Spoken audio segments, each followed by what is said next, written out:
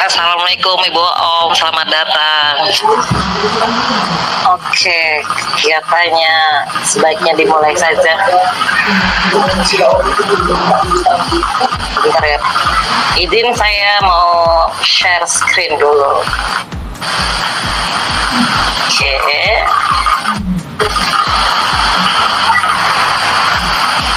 Assalamualaikum warahmatullahi wabarakatuh, Bapak Ibu sekalian. Alhamdulillahirabbil alamin wa bihi nasta'in ala umuri dunya waddin wa ala alihi washabbihi ajmain, amma ba'du. Yang saya hormati tentu Bapak Ibu sebagai peserta diseminasi budaya positif, dan kebetulan saya dari SMP Negeri 2 Citinjuat Indramayu, CGP angkatan 11. Selamat datang Pak Rian Pranata. Gimana kabarnya Pak Rian hari ini? Waalaikumsalam.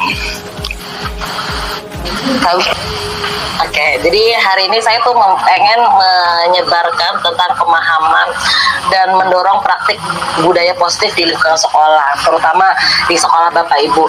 Apa sih pentingnya budaya positif itu Bapak Ibu? Barangkali Pak Puji tahu budaya positif itu apa sih begitu tuh? Kenapa penting untuk dibahas hari ini? Tahu nggak Pak Puji atau Pak Rian? Tahu nggak kenapa? Saya sambil ngituin ini ya, share screen itu. Tahu nggak kenapa penting budaya positif diterapkan tuh untuk apa? Pak Puji barangkali? Nggak tahu tuh Bu Mas. Untuk menghilangkan budaya negatif, Bu. Betul sekali, luar biasa. Bingung jawabnya ya. Serius tapi bercanda. Enggak, ini enggak usah serius-serius amat. Ini kita, sorry saya juga ini, siarkan langsung ya. Nah, oke, langsung ya. Kesepakatan kelas gitu nggak sih Bu Mas budaya? Iya, nanti dong. Oke. Sabar Bapaknya. Emang Marian memang begitu. Kayak gatel aja. Oke, emang gatel ya, nanti kita kenalan. Oke, assalamualaikum warahmatullahi wabarakatuh. Saya ulangi lagi, alhamdulillah berjumpa lagi bersama saya di kegiatan webinar diseminasi budaya positif. Nah, di sini kegiatannya, susunan acaranya, pertama pembukaan, kedua acara inti, ketiga penutup. Pembukaan terdiri dari pembacaan susunan acara, seperti saat ini kita sudah menginjak pembacaan susunan acara. Berikutnya adalah doa. Setelah itu aturan teknis webinar atau kesepakatan kelas. Setelah itu tujuan dan ice breaking. Ini masuk ke dalam kegiatan pembukaan. Ya Bapak Ibu ya. Acara intinya pemaparan materi. Ya, ada masuk lagi sebentar. Iya. Nina. Oke, sebentar. Lihat. Ini lanjut ya Pak. Acara inti pemaparan materi, setelah itu sesi diskusi. Berikutnya adalah penutup, refleksi diri, doa. Habis itu mungkin foto bersama ya Pak Bu ya. Selanjutnya kita masuk ke acara tadi, doa. Kita acaranya doa. Yuk mari kita buka kegiatan hari ini dengan baca basmalah bersama-sama. Bismillahirrahmanirrahim. Ya, mudah-mudahan dengan pembacaan doa tadi kegiatan hari ini berjalan dengan lancar. Amin. Oke ya.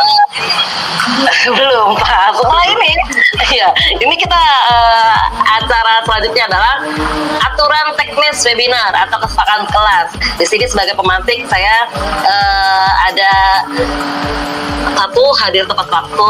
Sepakat ya Pak Bu ya, kita hadir tepat waktu. Malah sedikit molor karena memang teknisnya sedikit bermasalah, mohon maaf sekali lagi. Berikutnya kontrol mic, Bapak Ibu harus mampu mengontrol mic-nya ya Pak Rian, Pak Enzo. Berikutnya open kamera. Harapannya semua peserta bisa menyalakan kameranya agar kita bisa berinteraksi layaknya pertemuan tatap muka ya Pak Bu ya. Namun apa, ini tidak menjadi suatu permasalahan. Barangkali sinyalnya lagi repot begitu tuh Pak, gak masalah. Ya, sebentar, ada yang masuk, izinkan semua. Sebenarnya banyak nih pesertanya, alhamdulillah. Tapi ya nggak apa-apa lah. Saya juga ngambil gambar juga di tempat lain. Ibu Om, masya Allah luar biasa. Sepakat ya Pak Bu ya, hadir waktu kameranya dibuka Ibu Om, luar biasa kameranya dibuka Ibu. Oh Pak ya Zahro, ayo. Ya sepakat ya Pak Bu ya. Sepakat. Bagus asli. Gak apa-apa, tetap ganteng Maria. Berikutnya boleh gunakan fitur yang tersedia, saling menghormati antara satu dengan yang lain. Ketika ada yang berpendapat, maka saling mendengarkan. Oke, kegiatan ini apa sih? Pertama, saya untuk pribadi saya sendiri untuk memenuhi tugas sebagai calon guru penggerak di angkatan 11, yaitu menyebarkan tentang pemahaman tentang budaya positif pada Bapak Ibu sekalian. Habis itu tujuan berikutnya agar Bapak Ibu sekalian memperoleh pemahaman mendalam tentang strategi membangun budaya positif di sekolah, berbagi praktik baik tentang teknis praktis yang dapat langsung diterapkan dalam lingkungan pendidikan. Oke, sampai sini ice breaking dulu ya. Oke, tebak-tebakan ya Pak Bu ya, Bapak Ibu berada di planet apa ini sekarang? Bumi. Bumi, betul. Coba di Ibu Untik ada di planet mana nih kalau boleh saya tahu? Bu Dwi. Halo. Planet apa ya? Iya, planet. Ini kita lagi di planet apa ini? Oh, ini saya lagi di planet bumi, Bu. Betul Bumi, betul sekali Bumi. Nah, pertanyaan saya, ada apa sih di ujung bumi itu? Ada yang tahu? Ada cinta. Antartika.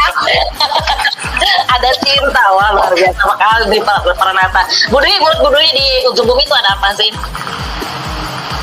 Ada apa ya, Bu? Kayaknya Ada apa?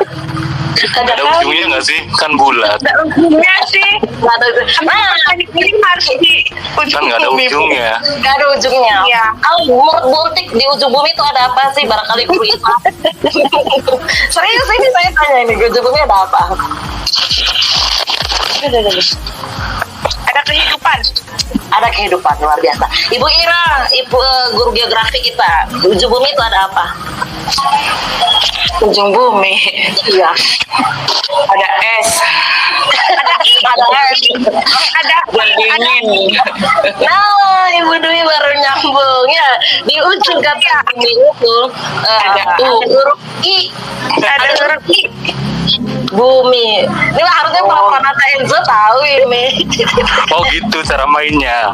Ya, iya dong. Baru paham ya Marian ya. Nah, ini namanya ice breaking. Di kegiatan guru penggerak selalu ada kegiatan ice breaking untuk mencairkan suasana. Nah, di kelas ini bisa dipakai untuk anak-anak sekalian ya Pak Bu ya. Dapat es. Iya, asik. Esnya mana Bu Mas? Selanjutnya nih ada lagi. Tahu nggak sih Pak kalau misalnya lampu merah, kenapa motor sama mobil berhenti? Kenapa? Tahu nggak, Buntik? Tahu nggak? Pak Puji tahu nggak? Iya, kenapa sih ketika lampu merah motor mobil berhenti? Bu Dwi tahu nggak? Nah, Nah, karena apa? Ayo, coba aja. Karena apa? Nggak ada yang salah. Tahu nggak kenapa berhenti gitu tuh? ya karena aturannya, Bu. Oh, karena aturannya. Nice, aturan ya, nilai. Berarti ini aturan.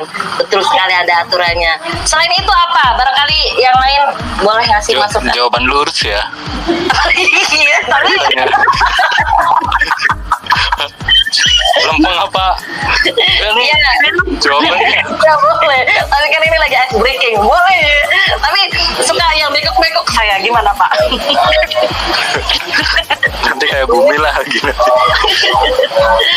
Ayo, selamat datang Bu Roiha. Bu Roiha ada pertanyaan nih.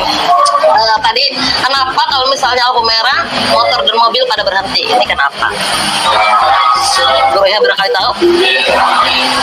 Oke, kenapa motor dan mobil berhenti saat lampu merah? Ya karena mereka ngerem. Kalau nggak ngerem, ya nggak akan berhenti. Mungkin jawaban lurus ya. Ya, ya, jangan pernah mau lurus tuh di kegiatan ice breaking ya Pak Bu ya. Ini Bu Lili, selamat datang Ibu Lili. Assalamualaikum warahmatullahi wabarakatuh. Ketua DKM kita. Aduh, oke, ini sayang sekali ya. Sebentar saya coba lagi ya Bu. Oke, lanjut deh ke materi berikutnya aja langsung. Nah, berbagi.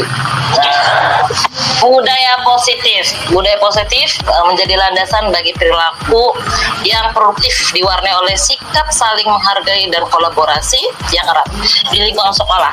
Budaya ini mendorong tercapainya hubungan yang seimbang antara siswa, pengajar, dan karyawan dengan tujuan utama tercapainya pendidikan yang berpihak pada murid. Budaya positif tercermin pada suatu keadaan warga sekolah yang memiliki kebahagiaan, kepuasan, dan tingkat stres yang rendah, kesehatan fisik dan mental, serta peningkatan kualitas hidup seseorang. Jadi ini budaya positif penting banget diciptakan di lingkungan sekolah kita ya Pak Bu ya. Agar apa ya tadi terciptanya suatu lingkungan yang sehat, baik sehat secara fisik maupun secara mentalnya. Gimana Bu? Oke. Ya, jadi pentingnya budaya positif itu diterapkan ya tadi tujuannya agar siswa dan warga sekolah itu semuanya memiliki rasa aman, rasa nyaman. Kalau bahasa Inggrisnya well-being gitu tuh, kalau nggak salah itu. Jadi intinya kita perlu menciptakan suatu budaya positif di lingkungan sekolah kita ya, Bapak Ibu. Jadi bagaimana sih cara untuk mewujudkan budaya positif tersebut di lingkungan kita itu bagaimana caranya? Nah, tentu agar terciptanya suatu kondisi positif dalam lingkungan sekolah kita harus mampu mewujudkan budaya positif pada lingkungan sekolah. Bagaimana caranya? Caranya kita harus mampu memahami dan mewujudkan beberapa hal sebagaimana berikut ini. Adapun hal yang harus kita pahami nih Pak. 1. Tentang disiplin positif. 2. Teori motivasi. 3. Keyakinan kelas atau sekolah. 5. Posisi kontrol dan segitiga restriksi serta 5 kebutuhan dasar manusia. Oke, kita masuk ke dalam disiplin positif. Ya, sebelum saya jabarkan disiplin positif itu apa, saya pengen tanya dulu nih pada Bapak Ibu sekalian. Disiplin itu apa sih? Apa sih yang terlintas dalam pikiran Bapak Ibu tentang disiplin positif itu apa? Saya tanya satu-satu ya. Bu Rezendra Juna. Ibu Juna ini. Masya Allah, selamat datang. Ayo, Bu Juna. Apa ini? Bu Lili, barangkali apa sih disiplin itu? Bu Ir, Pak Pranata, Ibu Untik. Dalam Bu Mas. Ya, disiplin apa yang terlintas dalam kepala Bapak tentang disiplin itu apa sih? Betul. Taat kali ya, taat terhadap peraturan-peraturan. Nice, taat terhadap aturan-aturan. Oke, Bu Om, barangkali Bu Om berbeda dengan Pak Pranata Enzo. Tertib, disiplin, tertib. Nice, subhanallah, sultan. Ini ada yang mau bergabung lagi. Bu Haji, selamat datang Bu Haji. Bu Haji langsung ya Bu Haji ya. Tepat waktu, disiplin juga tepat waktu. Nice, tepat waktu. Tadi saya kena tamparan Pak Ibu Lili secara tepat waktu dalam sholat tinggi Bu Haji. Ya, bisa aja. Oke, ayo, tepat waktu Ibu Lili, betul sekali. Bu Haji Eba, disiplin itu apa sih? Pak Haji Eba, assalamualaikum Bu Haji. Oke, Bu Haji mungkin masih dalam kegiatan lain. Ya, beberapa ya mungkin di kepala Bapak Ibu pada umumnya kata disiplin yaitu peraturan begitu tuh, tepat waktu, keteraturan gitu. Ternyata makna sebenarnya dari disiplin itu bukan itu, Mbak, bukan sebatas itu dan bahkan bukan itu begitu tuh ya. Artinya di sini disiplin. Jadi secara bahasa itu kita pernah dengar nggak sih? Disiplin ilmu pengetahuan sosial, disiplin ilmu pengetahuan IPA gitu. Berarti disiplin itu apa? Apakah ada kaitannya dengan keteraturan? Apakah kaitannya dengan suatu tata tertib begitu tuh? Ternyata bukan. Bu Dwi, kayaknya Bu Dwi tahu nih. Disiplin apa ya Bu Dwi ya? Disiplin itu menurut saya ya Bu ya, Ya, suatu ya. sikap, suatu sikap Ya. terhadap ya tetap sih ke peraturan, Oh. patuh. Jadi merupakan suatu tanggung jawab gitu disiplin. Oh, Yang pada akhirnya ke tanggung jawab kita gitu. Nah, iya betul sekali Bu Dwi. Namun di sini secara bahasa saya gambarin dulu kata disiplin. Disiplin itu menurut bahasa Latin itu adalah disiplin, atau artinya belajar.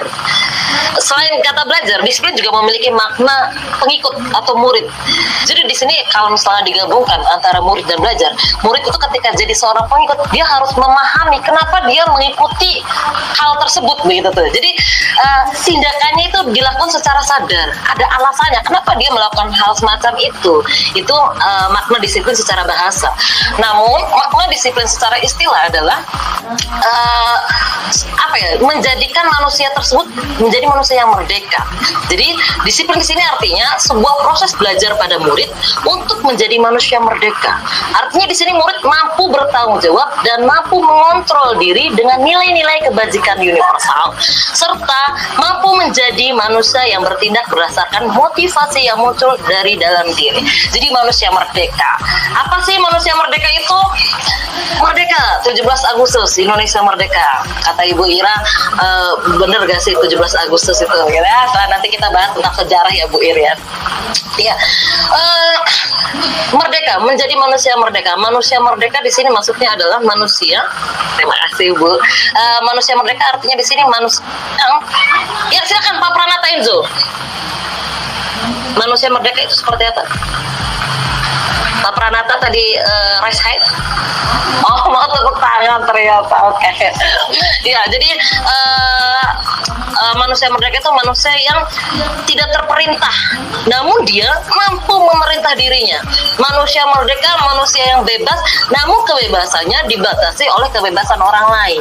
Intinya begitu. Jadi nggak sekonyong-konyong semaunya sendiri. Ya, saya merdeka nih, saya mau berbuat sesuatu saya bebas. Tidak semacam itu. Namun ia bebas, namun kebebasannya dibatasi oleh kebebasan orang lain. Itulah pengertian dari merdeka.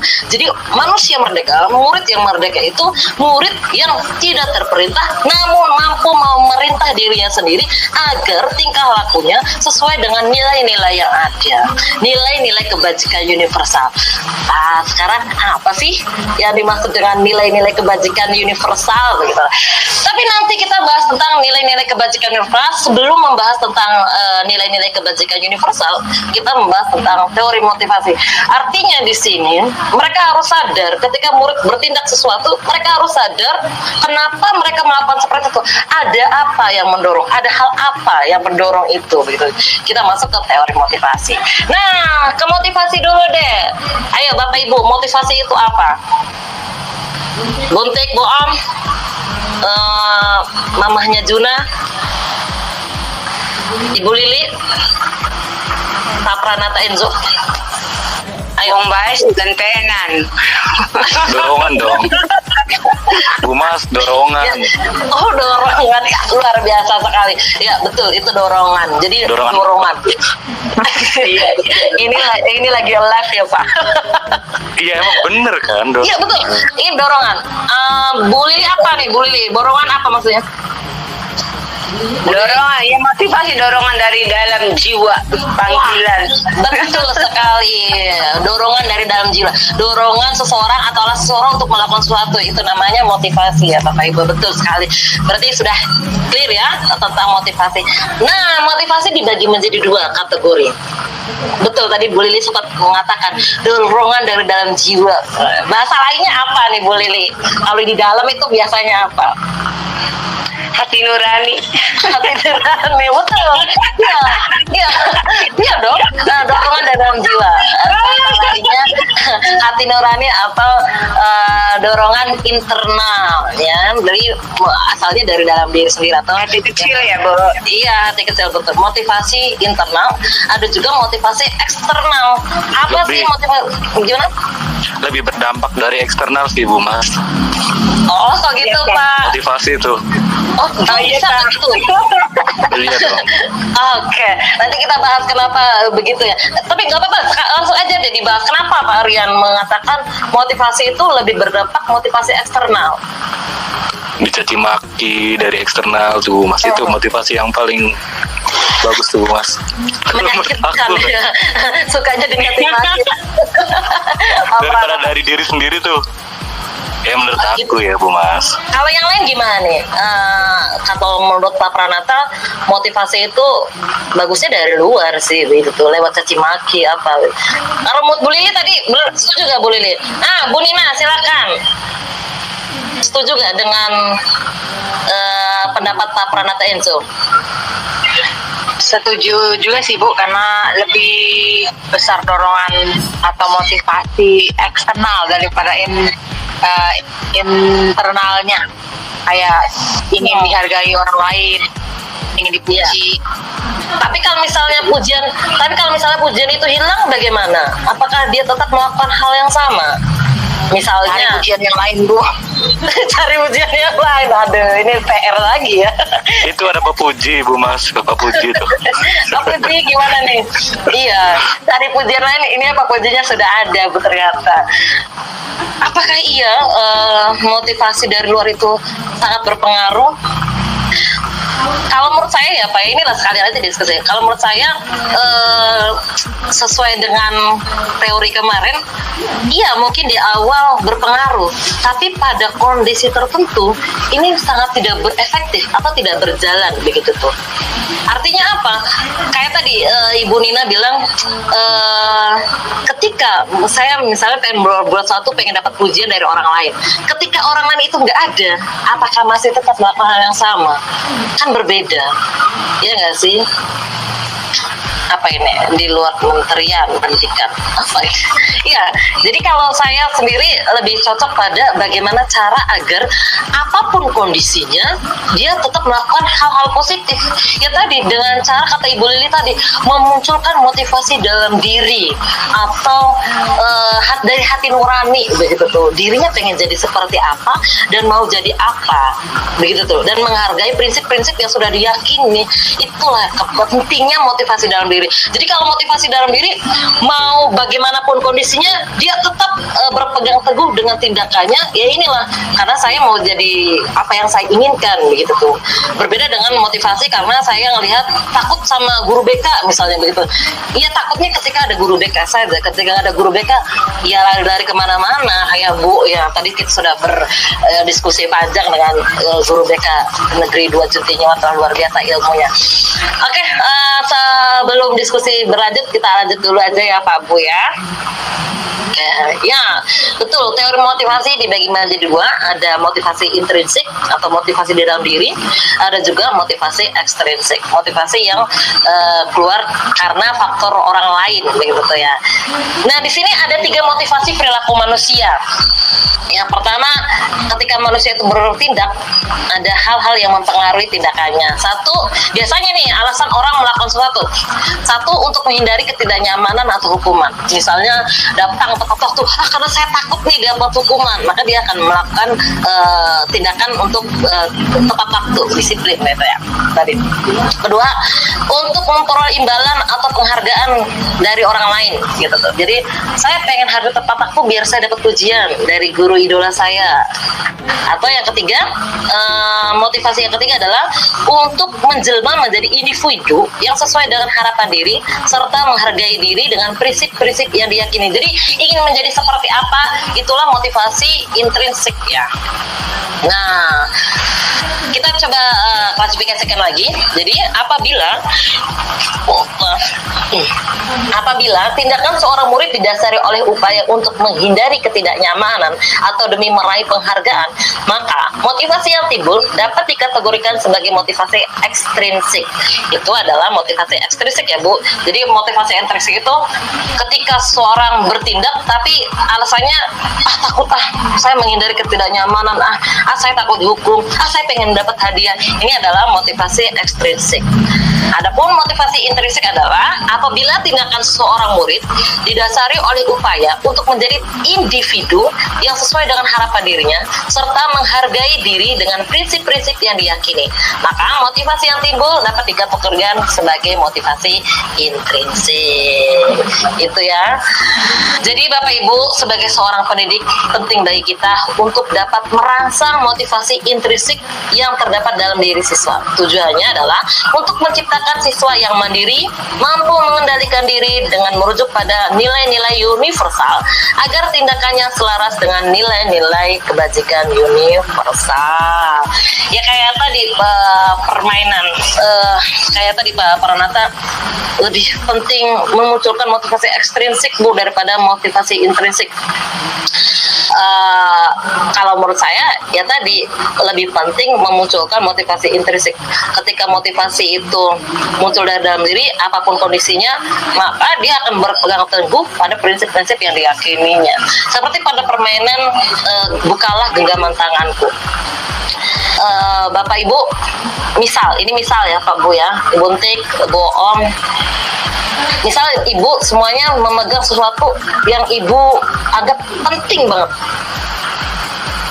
Terus ada orang lain yang mencoba mempengaruhi. Bu Om, Buntik, Bu Ira, buka genggaman tangannya. Apa yang akan terjadi?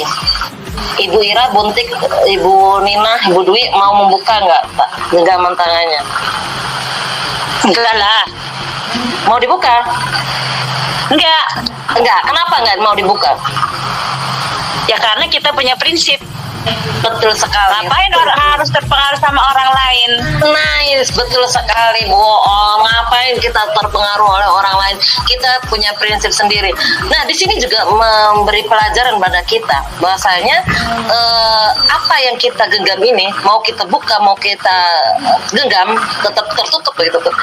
Kontrolnya ada di mana, Bu Om? Kalau boleh saya tanya, orang lainkah yang punya kontrol atas tangan saya, atau saya sendiri yang punya? Ya diri sendiri lah. Nice, itu dia. Tepuk tangan dulu deh, Bapak. Iya, kita sendiri dong yang punya kontrol. Berarti di sini guru mampu nggak mengontrol murid, Bu Om? Mampu lah, Bu. Harus mampu. Harus mampu.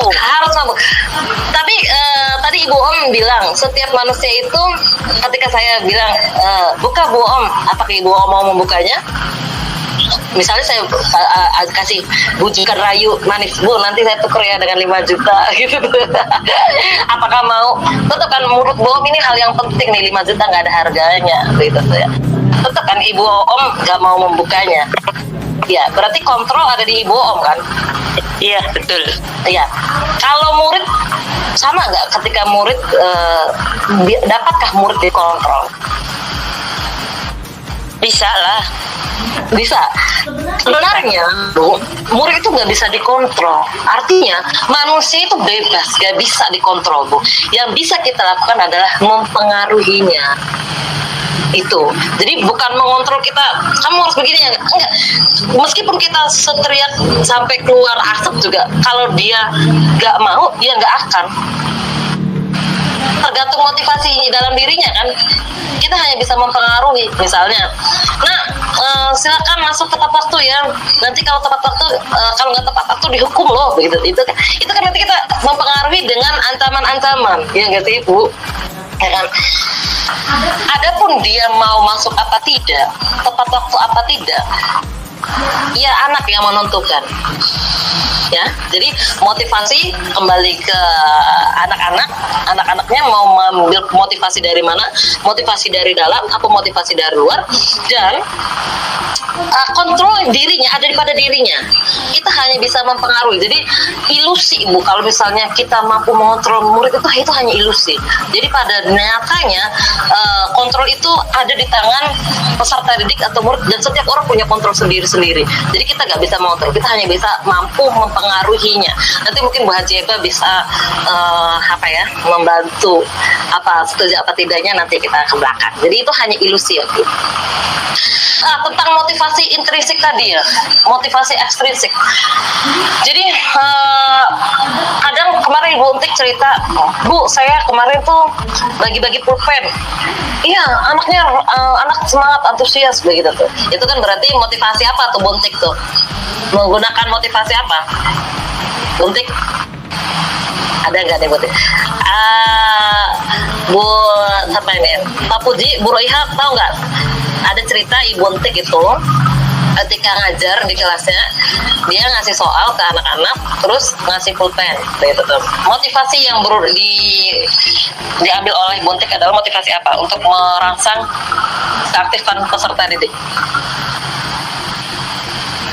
Bu Ira, Bu Lili, tahu nggak? Masih stay kan? Oke, reward ya, betul. Berarti motivasi apa Bu Ira? Ekstrinsik apa intrinsik? Ekstrinsik. Betul sekali, itu motivasi yang ekstrinsik. Ternyata, ya Bu Nina silakan, barangkali mau menambahkan. Bu Nina? Nggak jadi Bu. Oke, nggak apa-apa. Oke, iya betul sekali, motivasi ekstrinsik. Ya, motivasi dari luar. Namun motivasi dari luar ini kadang-kadang kita menganggap ini suatu hal yang efektif. Namun nyatanya menurut penelitian itu bukanlah hal yang pas untuk memacu kreativitas anak atau untuk memacu mereka jadi aktif gitu. Bahkan menurut para ahli menyatakan memberi motivasi melalui pemberian hadiah itu malah mengakibatkan hal yang negatif berikutnya, seperti kinerjanya semakin menurun, memberikan hukuman pada orang lain. Artinya apa? Memberikan hukuman pada orang lain, ketika satu anak dapat pulpen misalnya, yang lainnya nggak dapat, ini akan memicu yang lain, sudahlah saya nggak bisa dapat pulpen gitu. Jadi nggak bisa memacu dirinya begitu. Begitupun dengan hukuman ada bahwasanya orang berpendapat dengan memberikan hukuman ini mampu mengefektifkan kegiatan gitu tuh. Ternyata enggak, malah mengakibatkan atau menghasilkan individu yang bisa jadi memiliki rasa dendam terhadap guru tersebut. Dan kita harus hati-hati. Kemarin kita belajar tentang teori kontrol dan motivasi ekstrinsik ini, saya sedikit kayak merasa dapat tamparan begitu tuh. Ya Allah, ini saya selama ini ternyata tidak jauh dari kata baik begitu tuh. Ya Bapak Ibu ya, itu motivasi ekstrinsik atau motivasi intrinsik.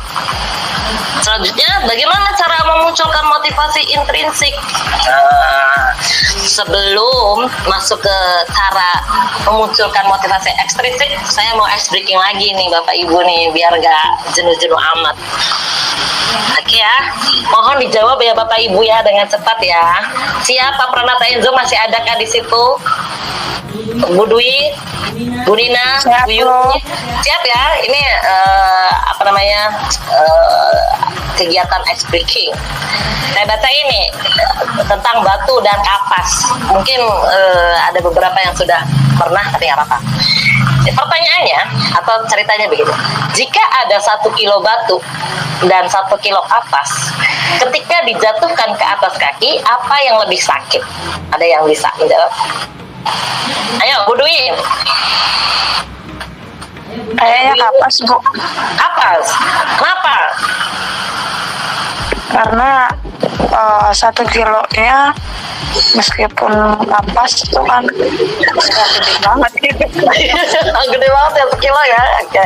Kalau Bu Om, apa nih Bu Om? Kayaknya sama-sama sakit deh. Karena 1 kilo kapas itu ya sama beratnya dengan 1 kilo batu. Oh gitu, oke. Ada lagi Bu Yuni, Bu Nina, ayo dong. Apa nih yang lebih sakit? Yang Bu Ira. Yang lebih sakit dua-duanya Bu. Dua-duanya Sama-sama sakit. berat. Sama-sama berat gitu ya, karena 1 kilo ya. Bu Lili, ayo Bu Lili. Bu Haji Eva. Lebih berat itu Bu, lebih berat pas. Lebih sakit kapas. Lebih sakit kapas. Kenapa? Karena 1 kilo kapas kan besar, Bu. 1 kilo Nggak bisa buka kaki semua, kaki aja. Ke badan-badannya besar. Oh gitu. Iya. Bu Ira. Baca ya, Bah? Jadi ulangi lagi pertanyaannya ya, Bu ya. Oke, selamat datang Bu Tati. Yuk, ice breaking Bu Tati. Oke, jika ada 1 kilo batu 1 kilo nih Pak Bu, dan ada 1 kilo kapas dijatuhkan di atas kaki, apa yang lebih sakit? Sudah ada yang meresapi ini pertanyaan saya, apa yang lebih sakit? Batu 1 kilo, kapas 1 kilo, jatuh di atas kaki, apa yang lebih sakit? Ayo, Bu Nina, Bu Dwi. Tentu yang lebih sakit adalah kaki kita, Bu. Oh, dua-duanya dijatuhin di atas kaki. Yang sakit adalah kaki. Ya nggak sih? Iya, lebih sakit kaki. Yang lebih sakit kaki, betul sekali. Oke, lanjut ke materi berikutnya ya. Ya, Pak Bu ya. Ya. Bagaimana cara memunculkan motivasi intrinsik?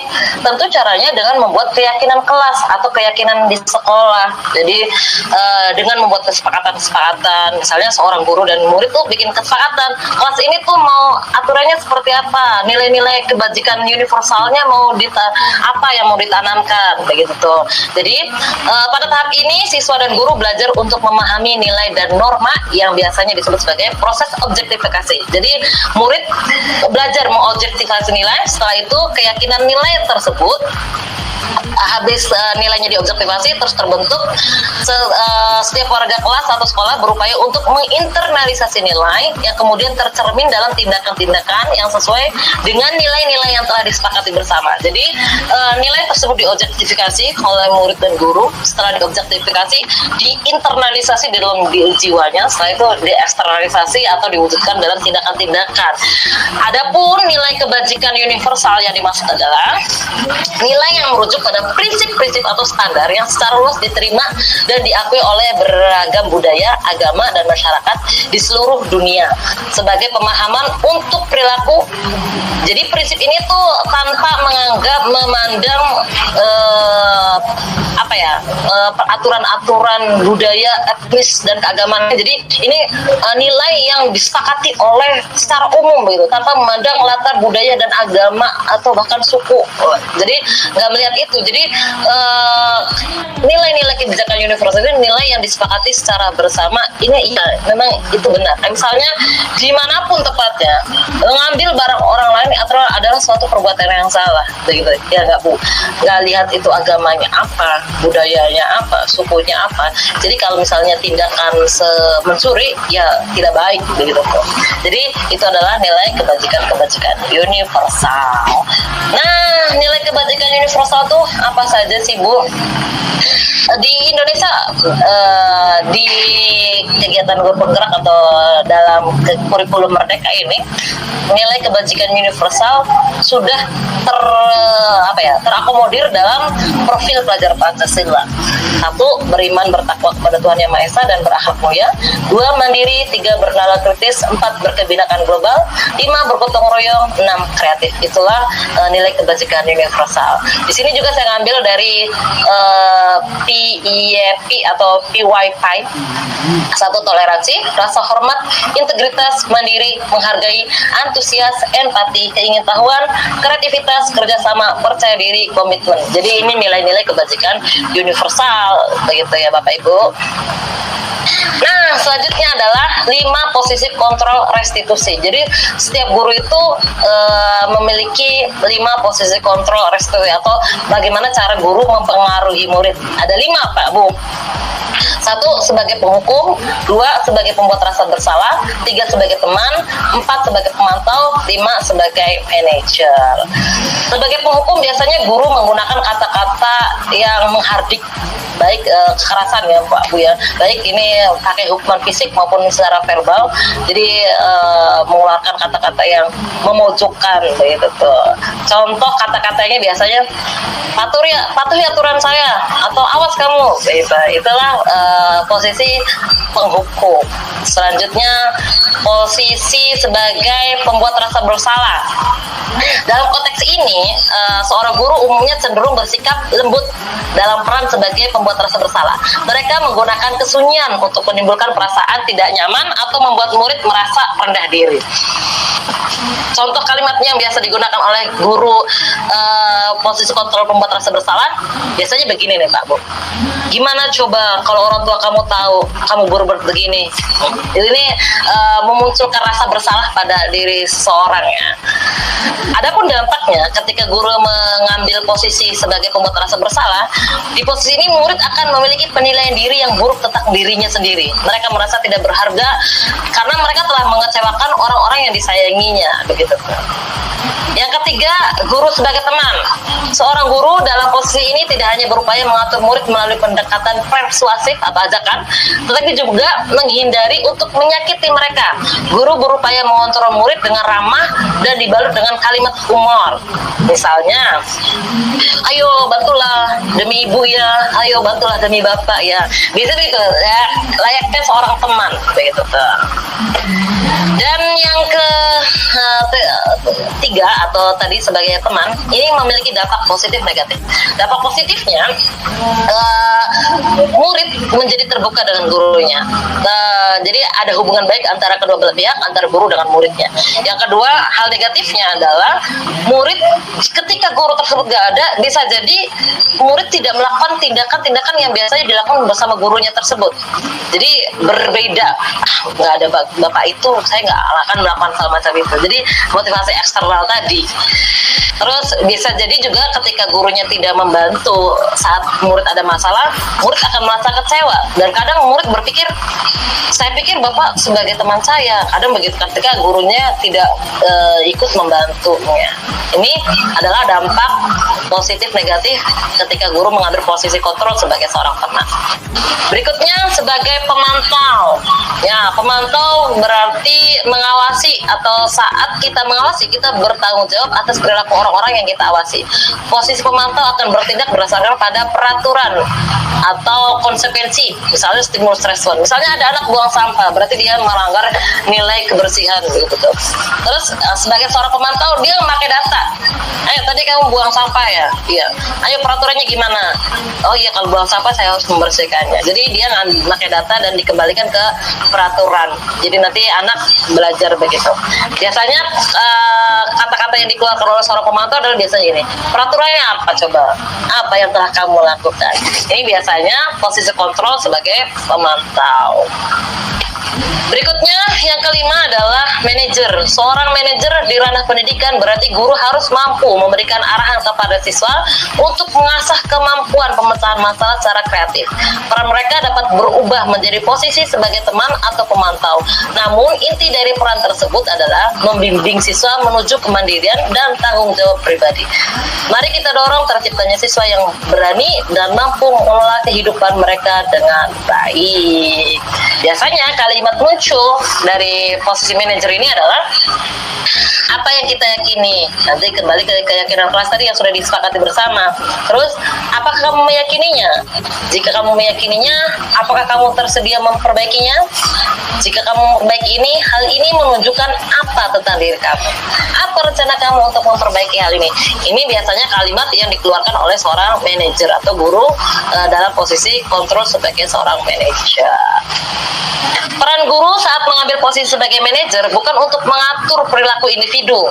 Sebaliknya, tugasnya adalah membimbing para murid agar dapat mengatur diri mereka sendiri. Seorang manajer tidak bertujuan untuk memisahkan murid dari kelompoknya, melainkan untuk membimbing murid tersebut agar dapat kembali ke kelompoknya dengan kualitas yang lebih baik. Jadi seorang manajer ini tidak mengontrol, tapi berupaya membimbing. Jadi kontrol tadi bukan berasal dari orang lain. Jadi setiap kontrol pasti setiap manusia punya kontrolnya sendiri-sendiri. Maka hal ini guru tidak dapat mengontrol, namun bisa mengarahkan atau membimbingnya. Dari kelima posisi kontrol tersebut, sebagai seorang guru kita diharapkan mampu menerapkan posisi kontrol sebagai manajer. Yang mana guru sebagai manajer harus mampu membimbing murid dalam melakukan refleksi terhadap tindakan yang dianggap melanggar nilai-nilai yang sudah disepakati bersama, serta mengajak mereka untuk mencapai solusi atas permasalahan yang dihadapi. Hal ini bertujuan agar dapat mendorong murid untuk bertanggung jawab dan mengembangkan kemampuan manajerial dalam diri sehingga dapat terwujudnya sebuah identitas positif pada diri murid. Dengan apa kita mengontrolnya? Dengan segitiga restitusi. Ya, seorang guru yang mengambil peran sebagai manajer akan dapat menyelesaikan masalah dengan menerapkan pendekatan segitiga restitusi. Ya, oke, segitiga restitusi mungkin Bapak Ibu di sini ada yang sudah mengetahuinya tentang segitiga restitusi. Namun tak apa, kita kembali menyegarkan pengetahuan kita tentang segitiga restitusi. Apa sih segitiga restitusi itu? Segitiga restitusi adalah usaha untuk menciptakan kondisi di mana siswa dapat memperbaiki kesalahan mereka sendiri, mandiri dan bertanggung jawab atas tindakan yang diambil tanpa merasa gagal. Nah, adapun tahapan-tahapan dalam segitiga restitusi adalah 1. Menstabilkan identitas, 2. Validasi tindakan yang salah, 3. Menanyakan keyakinan. Oke, tahap yang pertama adalah menstabilkan identitas. Pada tahap ini, guru berusaha menggeser identitas gagal menjadi identitas sukses yang ada pada diri murid dengan menganggap berbuat kesalahan sebagai suatu hal yang wajar dan bagian dari proses pembelajaran. Jadi ketika ada murid yang berbuat salah, kita jangan langsung menjustis bahwasanya tindakan itu salah. Jadi kita stabilkan dulu identitas dia. Kadang kita juga perlu mengatakan berbuat kesalahan itu suatu hal yang wajar. Salah itu juga bagian dari suatu proses pembelajaran begitu tuh. Misalnya kita pengen bikin lingkaran, kita ketika bikin lingkaran tidak kalau misalnya masih belajar itu nggak langsung bisa jadi lingkaran sempurna begitu, ada salah-salah dulu gitu. Ya tadi karena salah itu bagian dari proses pembelajaran ya Bapak Ibu ya. Jadi ketika ada anak yang salah, kita jangan langsung menghardiknya. Jadi kita stabilkan dulu.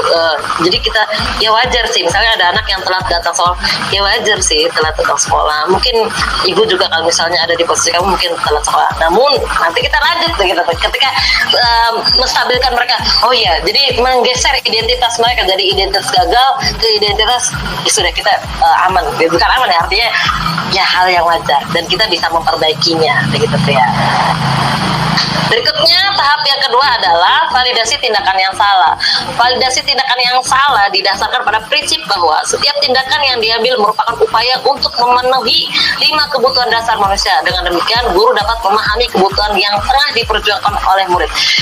Nah, biasanya tindakan-tindakan yang muncul dari setiap seorang itu tujuannya untuk memenuhi 5 kebutuhan dasar, Bapak Ibu. Jadi, apapun tindakannya, tujuannya untuk memenuhi 5 kebutuhan dasar manusia. Apapun itu tindakannya. Kadang tindakannya bisa positif maupun negatif. Tujuannya adalah untuk memenuhi 5 kebutuhan dasar manusia.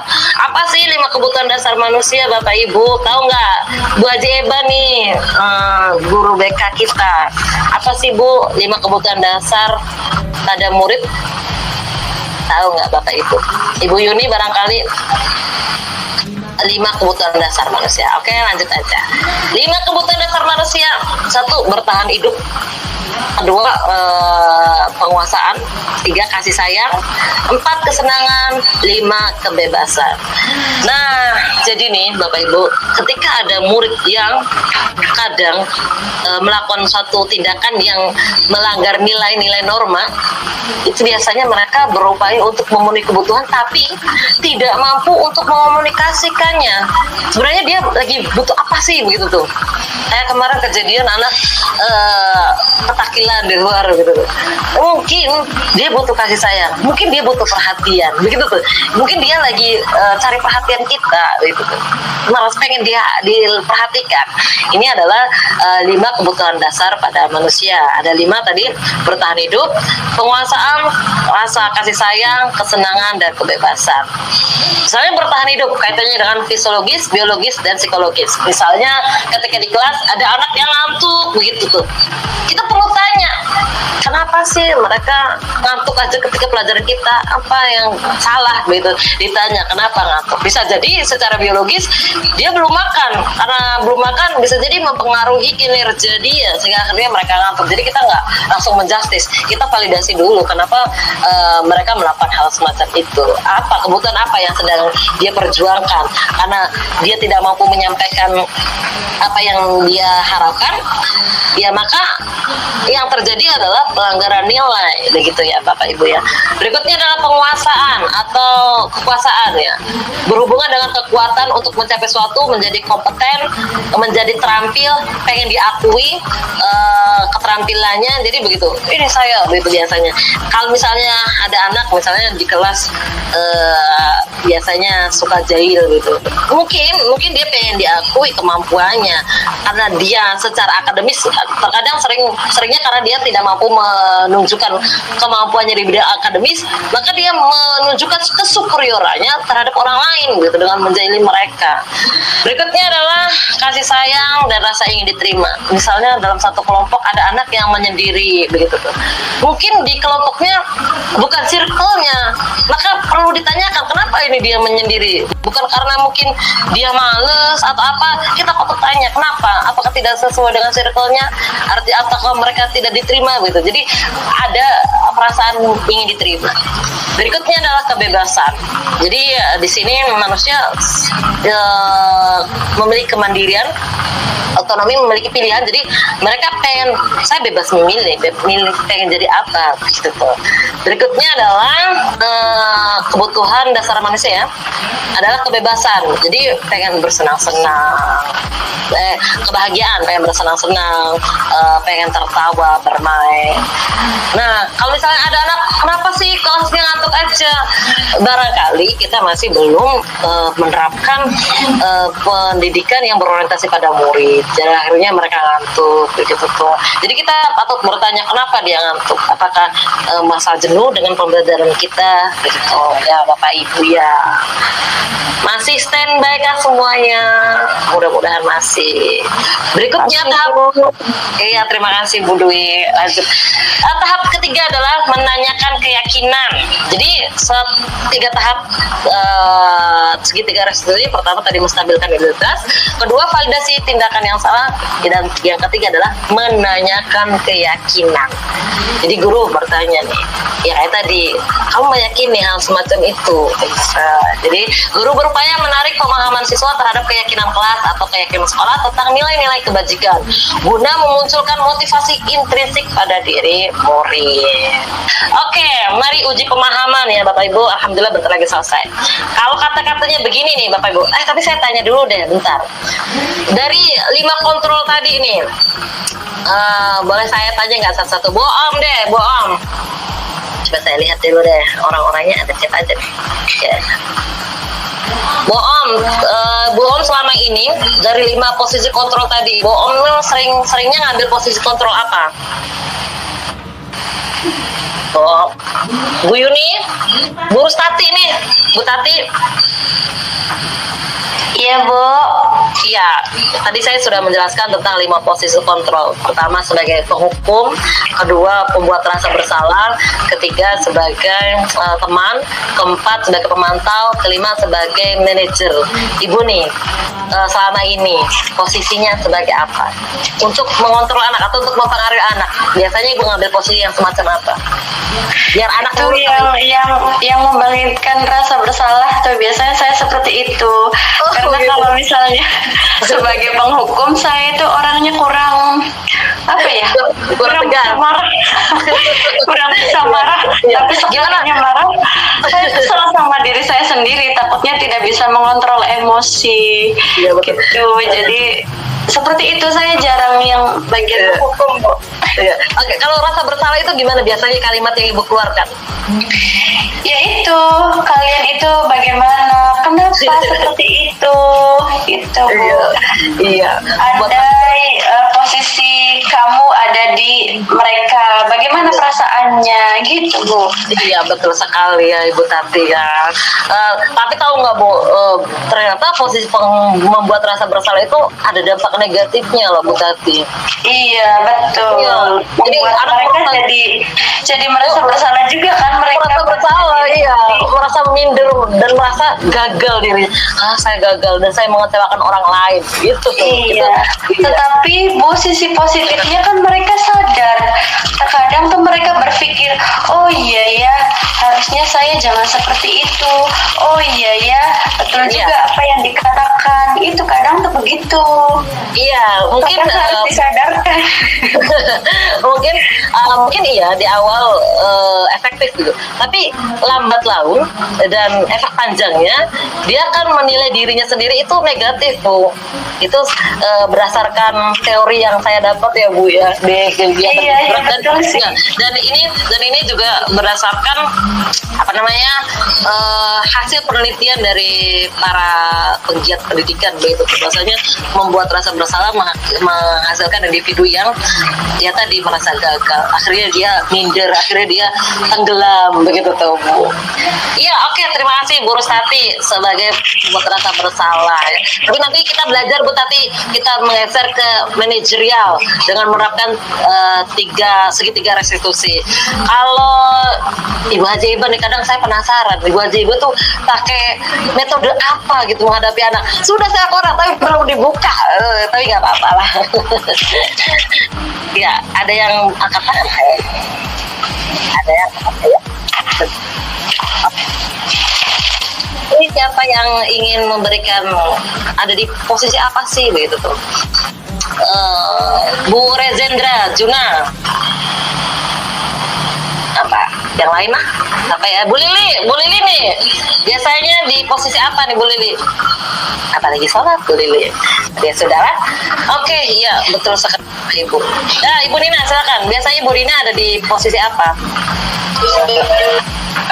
Biasanya saya ada di posisi penghukum, Bu. Wah, penghukum gimana nih Bu kalau jadi penghukum? Biasanya Ibu gimana nih? Iya, biasanya kalau ada anak yang marah paling saya lebih pada berusaha biar anak itu ngaku, biar anak itu nyesal, biar anak itu cerah. Padahal ternyata ya karena cuma takut sama saya, jadinya Jadi ini lagi ya, jadi terulang lagi, betul.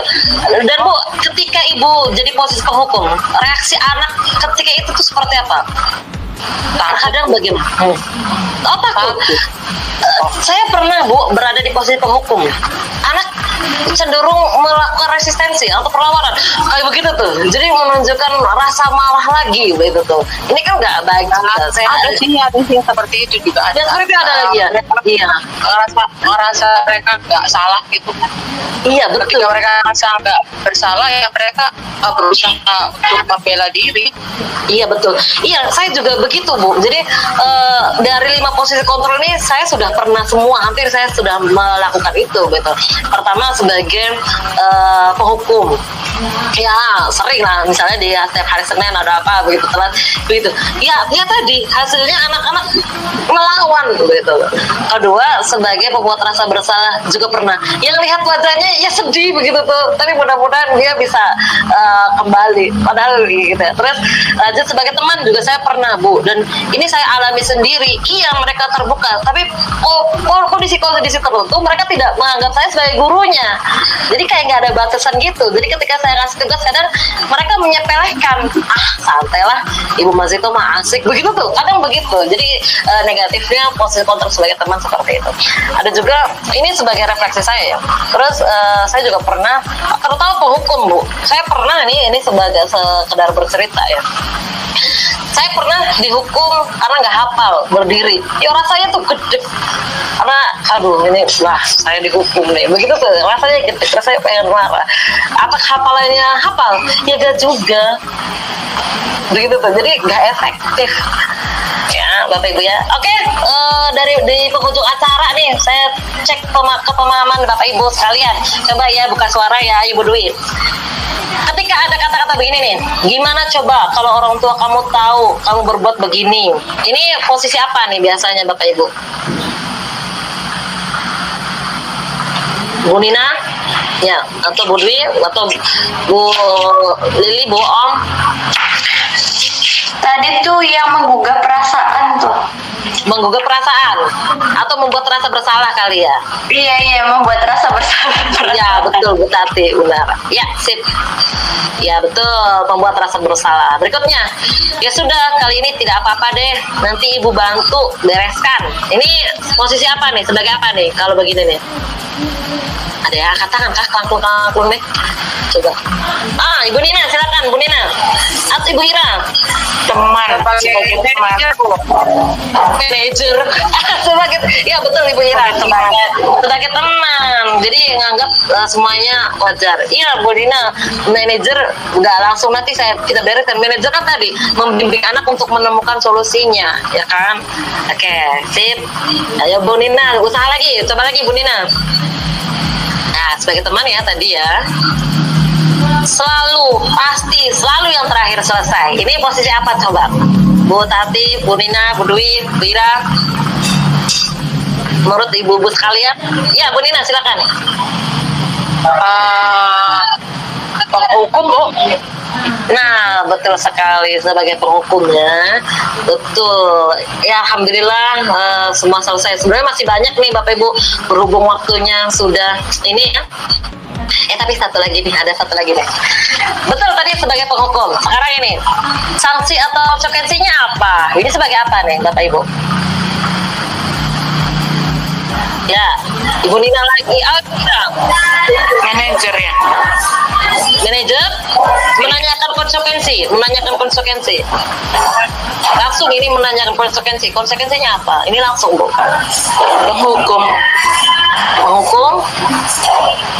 Kalau penghukum menghardik, biasanya menghardik dengan kata-kata yang kasar, dengan membuat dia merasa tidak nyaman, itu biasanya penghukum.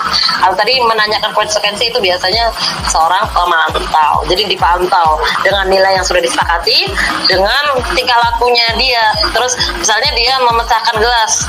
Nah, kalau kamu memecahin gelas, konsekuensinya apa? Misalnya dia telat datang ke sekolah. Kalau kamu telat, konsekuensinya apa? Bisa kembali pulang atau bisa lari-lari atau apa? Nanti lari-larinya itu hukuman. Nanti kaitannya dengan aturan yang sudah disepakati bersama. Itu namanya pemantau. Begitu Bapak Ibu, ya. Pemantau. Jadi ini banyak banget sebenarnya materinya, tapi dicukupkan. Barangkali dari sini ada pertanyaan Bapak Ibu atau dibuka sesi diskusi. Apa selesai? Sudah jam 8. Mohon maaf banget nih, di awal ada sedikit permasalahan teknis, padahal sudah saya usahakan untuk bisa begitu tuh. Barangkali Bu Nina mau merefleksikan kegiatan hari ini. Bu Tati deh, aku minta Bu Tati. Bu Tati silakan refleksikan kegiatan hari ini. Bukan merefleksi, saya mau bertanya Bu. Oh boleh silakan Bu Tati. Jadi di antara yang tadi itu sebenarnya mana yang lebih efektif? Manajerial kah? Apa tadi yang menghukum kah? Yang apa tadi? Yang penyesalan kah? Ya, membuat rasa bersalah. Ya betul. Membuat rasa bersalah. Mana yang lebih efektif?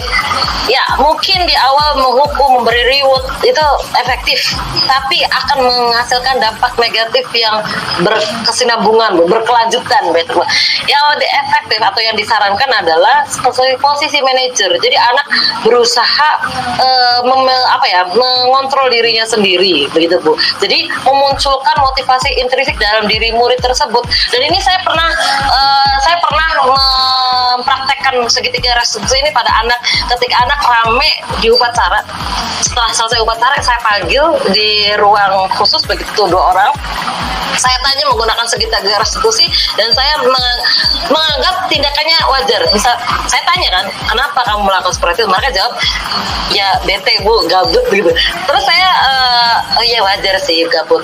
Terus saya langsung ke ini, kamu tahu nggak tindakan ini salah? Dan dia langsung terbuka tanpa disudutkan, kamu tuh bersalah. Bu Tati gini deh, kita belajar merefleksikan diri. Ketika kita berbuat salah, kita sudah sadar kita salah. Enak nggak? Padahal kita kita sudah sadar nih kita salah, tapi langsung dituju tuh kamu tuh salah, terus dihardik terus kamu tuh salah, terus dibojokin terus tuh, rasanya gimana Bu Tati? Iya, rasanya ya kesel, ingin Betul, marah. gak enak. Iya, gak enak ya kan. Iya, mungkin dia akan berubah, tapi nilainya atau tidak akan bertahan lama begitu tuh, karena munculnya dari faktor luar, gak dari faktor diri sendiri. Di manajer ini, posisi manajer ini berusaha memunculkan motivasi intrinsik yang ada dalam murid, ya dengan tadi menarik nilai-nilai universal, kebijakan universal ditanamkan di dalam diri murid. Ini loh nilai kebijakan universalnya, kamu harus menanamkannya dalam diri kamu, dan kamu harus berbuat sesuai dengan nilai-nilai kebijakan universal yang disepakati, dan mereka meyakini itu Bu Tati. Jadi di awal biasanya di setiap sekolah selalu guru, wali murid dan siswa mengadakan sebuah pertemuan yang membahas tentang tata tertib yang ada di sekolah, ya tujuannya tadi untuk mengobjektifikasi nilai. Jadi biar murid tahu, oh ini loh sedang ada tata tertib atau nilai-nilai kebajikan yang harus disepakati, begitu tuh Bu Tati. Jadi posisi manajer ini lebih efektif dan berjangka panjang Bu. Jadi tidak menyalahkan mereka, namun mampu mengarahkan mereka untuk menemukan solusi atas permasalahan yang mereka hadapi. Dan kadang mereka sendiri juga mampu, oh iya solusinya ini nih, bukan misalnya saya begini. Dia berusaha begitu. Itu anak SMP ya Bapak Ibu. Kalau anak SD mungkin lain lagi. Jadi itu posisi manajerial. Ada lagi? Terima kasih Ibu. Iya, sama-sama. Makasih Bu Tati sudah hadir. Ayo, ada lagi barangkali pertanyaan, atau kalau nggak refleksi deh. Refleksi ya kayaknya ya. Saya minta siapa? Bu Ira deh, merefleksikan Bu Ir, minta tolong. Ada gak Bu Ira? Atau Bu siapa nih? Bu Lili, Buntik tadi. Mana nih? Ya, Bu Ira, silakan merefleksikan kegiatan pada malam hari ini. Atau Tanya dulu Bu ya. oh boleh. Kan tadi untuk memunculkan budaya positif di sekolah, langkah yang pertama kan melakukan keyakinan kelas. Nah, di dalam melakukan keyakinan kelas, di situ kan jelas memunculkan aturan yang disepakati di kelas. ya, Apakah itu nanti bentrok dengan tata tertib sekolah? tentu Bisakah keyakinan kelas itu dijadikan tata tertib sekolah? ya, tergantung kesepakatannya Bu, dan membuat keyakinan kelas kita merujuk pada nilai-nilai kebajikan universal. Jadi nggak sekonyong-konyong membuat aturan yang tentunya melanggar nilai-nilai kebajikan universal ya Bapak Ibu ya. Mungkin itu. Jadi saya rasa keyakinan kelas bisa juga ditarik sebagai keyakinan sekolah, pun sebaliknya. Karena tadi merujuknya pada nilai-nilai kebajikan universal. Kalau di kurikulum Merdeka ya tadi tentang profil pelajar Pancasila yang berupaya dimunculkan oleh murid kita, begitu Bu. Biasanya dalam pembahasan keyakinan kelas itu intinya apa, poin-poin apa saja?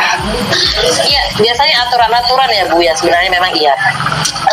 Itu ada, kita bikin biasanya diagram atau tabel T sama diagram Y. Itu sebenarnya ada di pertemuan berikutnya, tapi nggak apa-apa. Jadi biasanya berupa kalimat-kalimat sih Bapak Ibu, tapi kalimatnya kalimat positif. Misalnya kalimat, jadi biasanya curah pendapat ketika membuat keyakinan kelas ya Bapak Ibu, mungkin sudah mempraktekannya.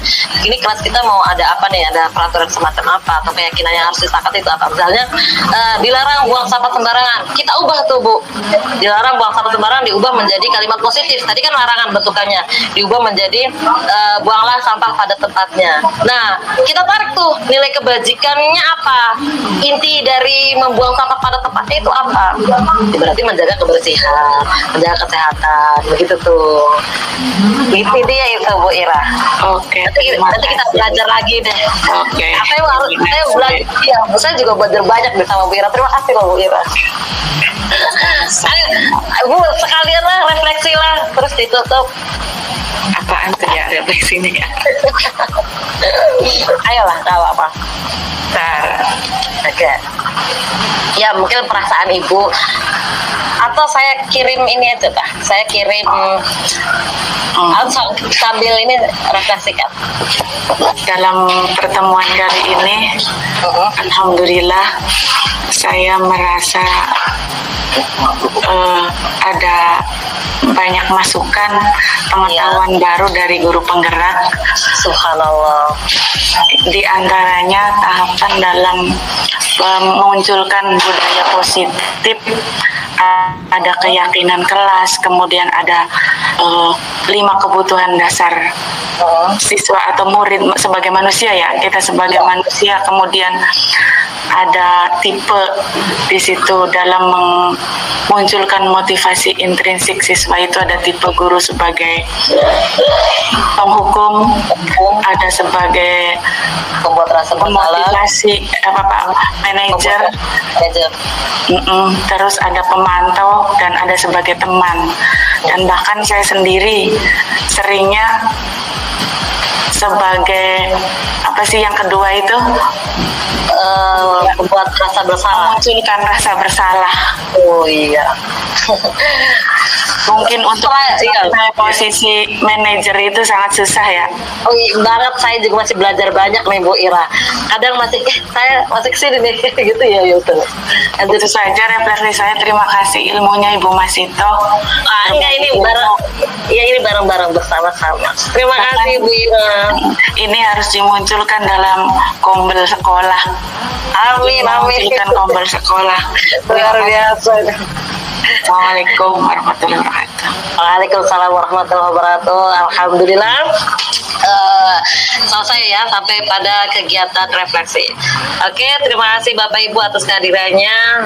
Luar biasa kegiatan hari ini, dan mohon maaf atas ketidaknyamanan atau sudah mengganggu waktu Bapak Ibu. Alhamdulillah, mudah-mudahan kegiatan hari ini sangat bermanfaat. Mudah-mudahan bermanfaat, mudah-mudahan dapat membuat atau dapat menciptakan budaya positif pada murid, sehingga murid merasa aman, nyaman, dan dengan belajar dengan giat dengan keadaan budaya positif yang kita miliki. Ya, mungkin itu Bapak Ibu. Terima kasih. Kurang lebihnya mohon maaf. Di sini saya ngasih link boleh diisi tentang refleksi. Mungkin itu Bapak Ibu, kurang lebihnya mohon maaf. Bila itu Assalamualaikum warahmatullahi wabarakatuh. Sampai jumpa. Waalaikumsalam warahmatullahi wabarakatuh. Terima kasih ilmunya Bu Masito. Ibu Lili mau nanya kah? Kata, oh enggak. Oke, terima kasih. Guru juga. Terima kasih Sukses selalu Bu. Lanjutkan. banyak guru-guruku. Ibu Ira, apa kabar? Ibu Lili, Ibu Fatihatu. Ya Allah, guru-guruku. Terima kasih Bu Tati. Rioni ya Bu Tati ya. Oke, saya close ya Bu. Di akhir Bangga Bu, terima kasih. Terima kasih semuanya. Assalamualaikum. Ya, Ibu Ida. Terima kasih semuanya. Assalamualaikum warahmatullahi wabarakatuh. Waalaikumsalam warahmatullahi wabarakatuh. Mangga. Ya, selamat beristirahat semuanya.